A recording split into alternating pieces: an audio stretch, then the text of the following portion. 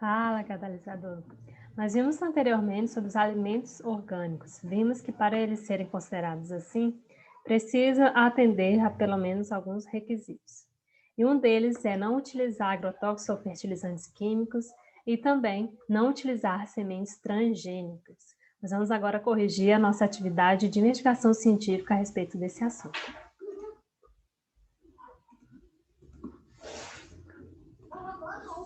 Você vai verificar que na primeira questão falava o seguinte.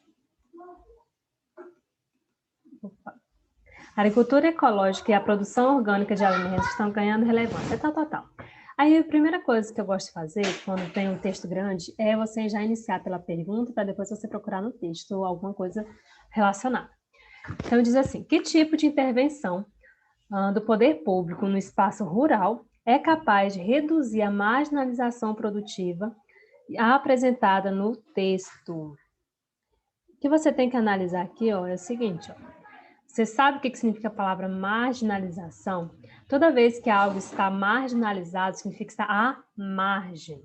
É como se você tivesse um centro e você tivesse a periferia. O que está na periferia, geralmente não é tão considerado, não é tão bem atendido quanto aquilo que está no centro, quanto aquilo que é realmente prioridade muitas vezes.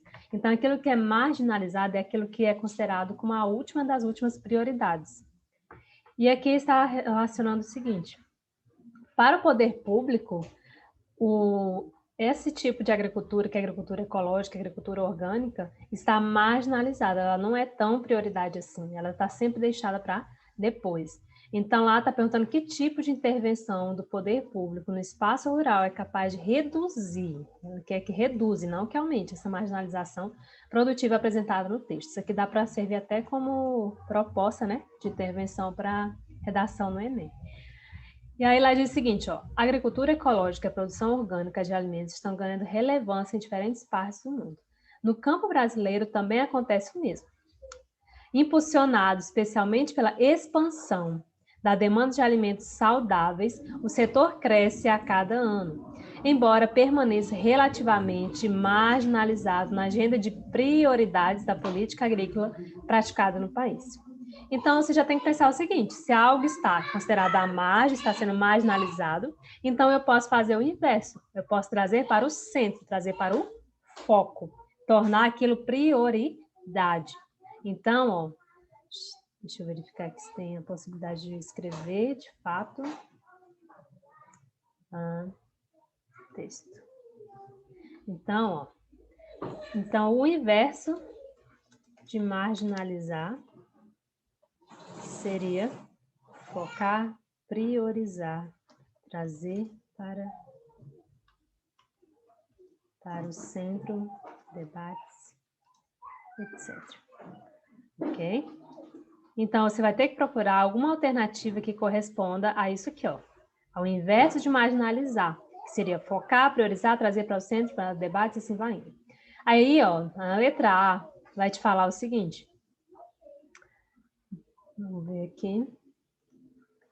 Vai te falar aqui, ó.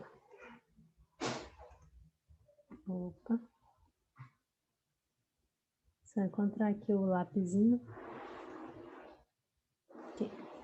Subsidiar os cultivos de base familiar? Talvez. B, favorecer as práticas de fertilização química. Gente, ele está falando de produção orgânica. Se você sabe o que é produção orgânica, você já sabe que, ó, isso aqui cai fora, tá falso. C, restringir, olha só, restringir o emprego de maquinário moderno. Gente, hoje em dia, mesmo sendo base familiar, eles já utilizam alguns tipos de equipamentos, podem utilizar alguns tipos de equipamentos, né? Então, falso. Controlar, cuidado com as palavras, controlar a expansão de sistemas de irrigação. Será que isso aqui vai auxiliar? Não necessariamente, né? Regulamentar o uso de sementes selecionadas. Se você sabe que é orgânico, você já sabe que eles não podem utilizar sementes selecionadas, sementes transgênicas também não, ok? Então, aqui, ó, seria falso também. Então, a única alternativa certa seria a letra A, ok? O poder público, ao subsidiar a agricultura orgânica, geralmente associada à atividade de base familiar, pode permitir a essa atividade, inicialmente menos competitiva, Firmar-se no mercado que prioriza práticas mais lucrativas e menos afetas à conservação do meio ambiente. Então, a resposta seria a letra A, ok? Agora, lá na sua questão 2, você iria perceber que você teria um texto gigante, tá? Mas foca aqui na questão primeiro. De acordo com os argumentos de Haber, qual fenômeno teria provocado o desequilíbrio no balanço do nitrogênio ligado? Então, ó, já veja que ele colocou aqui entre aspas. Se ele colocou entre aspas, que provavelmente essa frase inteira está no texto, está presente no texto. E aqui você tem que ter um cuidado para você não cometer os erros de interpretação. Sempre acontece de alternativa ter algumas palavras que já tem lá no texto. E aí você lê ela, se você já tinha lido o texto, aí você lê ela, você, nossa, essa aqui. Não, gente, cuidado. Pode ser que seja, pode ser que não seja, tá? Isso é um efeito, não posso dizer, um erro de redução, em que você reduz o texto inteiro a apenas uma palavra-chave, só porque ela tem lá na alternativa e você acaba marcando errado, tá? Então, cuidado. Então, vamos lá voltar no texto, vamos procurar lá no texto. Isso aqui também é uma forma de você encontrar a resposta mais rápido, sem precisar necessariamente ler o texto inteiro, tá? Balanço do nitrogênio ligado e desequilíbrio, tá? Eu já deixei marcado aqui só para poder facilitar a vida de vocês, tá? Mas você, dando uma visualizada só assim por cima do texto, você já iria encontrar a palavra nitrogênio ligado. Você já iria verificar lá que nós temos lá o seguinte: economias agrícolas basicamente mantêm o balanço do nitrogênio ligado. No entanto, com o advento da era industrial, os produtos do solo são levados de onde cresce a colheita para lugares distantes, onde são consumidos, fazendo com que o nitrogênio ligado não retorne à terra do qual foi retirado. Então, você observa que aqui nós temos um certo fluxo, né? Um trânsito desse, como eu posso dizer, desse nitrogênio ligado. Se ele transita, ele vai caminhando para outro lugar, então vai havendo um transporte desse nitrogênio, então ele não é retornado. Então lá diz, letra A, o esgotamento das reservas de salitro no Chile. Bem aqui, gente, fala de salitro no Chile. Só que aqui fala o seguinte, ó, desde a metade do último século, nós vinhamos aproveitando os suprimentos de nitrogênio de salitre que a natureza tinha depositado nos desertos montanhosos do Chile.